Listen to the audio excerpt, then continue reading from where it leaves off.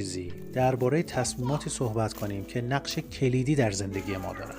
تصمیماتی مثل ادامه دادن یا ندادن یک رابطه، انتخاب و یا انصراف یک شغل و تصمیماتی از این قبیل.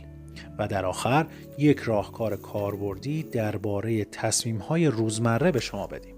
خب، راهکار اول، برای خودتون ددلاین بذارید. یعنی مهلتی برای تصمیم گیری برای خودتون تعیین کنید. به گذشته‌تون نگاه کنید. آیا در گذشته کاری بوده که دائما به عقب انداختید و احساس کردید که انجام اون کار خیلی طول میکشه؟ اما یک دفعه به واسطه اتفاقات مجبور شدید اون کار رو به پایان برسونید و بعد چند وقت در کمال ناباوری دیدید که توی زمان خیلی کوتاه‌تری از تصورتون اون کار رو به پایان رسوندید. مثل پروژه‌ای که از رئیستون تحویل میگیرید و پیش خودتون تصور میکنید که تقریباً 10 روز برای انجام پروژه زمان لازم دارید. اما به خاطر فشار رئیستون مجبور میشید 4 روزه اون پروژه رو تحویل بدید. شما بعد از انجام پروژه متعجب میشید که چطور اون کار رو انجام دادید. من فکر میکنم که برای همه ما شرایط مشابه با این مثال پیش اومده. به نظر شما چرا اینطوره؟ طبق تحقیقات، زمانی که یک نفر برای خودش ددلاین تعیین میکنه و یا توسط بقیه مجبور میشه که کاری رو تو زمان مشخصی تحویل بده، خیلی سریعتر اون کار تموم میشه. شما میتونید از این روش عالی برای گرفتن تصمیمات خودتون استفاده کنید.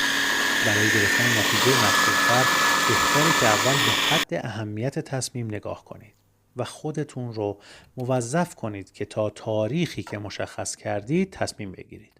برای مثال اگر میخواید تصمیم بگیرید که در کلاس پیانو ثبت نام کنید یا نه، به خودتون 2 روز وقت بدید و توی این 2 روز درباره کلاس پیانو تحقیق کنید. بعد از تموم شدن این 2 روز باید تصمیمتون رو گرفته باشید. البته مسلماً برای تصمیمات مهمتر و اساسی‌تر باید وقت بیشتری گذاشت. مثلا تصمیم گیری درباره انتخاب شغل یا تغییر شغل و مثال‌های از این دست. دومین راهکار، شکست و اشتباه رو جزوی از مسیر بدونید. یکی از مهمترین دلایلی که باعث میشه افراد توی تصمیم گیری هاشون دوچار مشکل بشن و نتونن تصمیمشون رو در زمان مناسب بگیرن، ترس از شکست و اشتباه کردنه. ممکنه الان به این فکر کنید که خب اشتباه کردن ترسناکه و این طبیعیه که ما از شکست بترسیم. بله، طبیعیه که نگران باشید، اما قطعاً این رو هم میدونید که اجتناب از اشتباه غیر ممکنه و ما نمیتونیم تمام کارهامون رو بدون هیچ ایراد و مشکلی انجام بدیم. اگر دائما از اشتباه بترسیم و بخوایم تصمیمی رو بدون نقص بگیریم، ممکنه که تصمیم گیری رو برای مدت زیادی به عقب بندازیم. همین عقب انداختن باعث از دست دادن فرصت و به وجود آوردن مشکلات دیگه‌ای بشه و همچنین اضطراب و عدم تمرکز ما رو بیشتر کنه. پس بهتر زمانی که مجبورید که یک تصمیم سخت و سرنوشت ساز بگیرید، به خودتون 2 موضوع رو یادآور بشید. 1. هیچ تصمیم 100% درستی وجود نداره و ما قراره با در نظر گرفتن شرایط و جوانب تلاش کنیم که بهترین تصمیم رو بگیریم. تصمیمی که شاید در بهترین حالت میتونیم 70% از درست بودنش مطمئن باشیم. 2.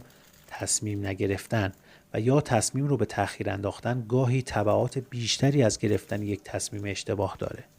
پس خودتون رو متحد کنید که حتما به موقع تصمیمتون رو بگیرید. میرسیم به سومین و آخرین راهکاری که میخوام براتون تو این پادکست بگم که مخصوص تصمیمات و وظایف کوچیکه.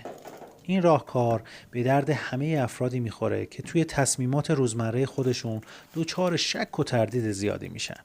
اگه شما هم جزو این دسته هستین، این روش ساده میتونه به شما کمک زیادی بکنه.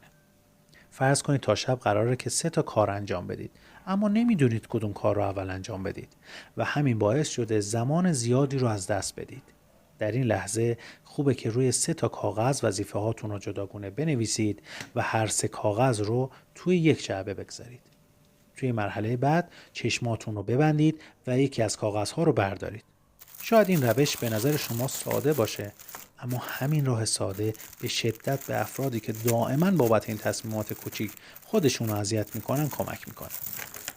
همچنین این روش یک ویژگی دیگه هم داره و اون اینه که زمانی که میخوان یک کاغذ رو از داخل جعبه بردارید، متوجه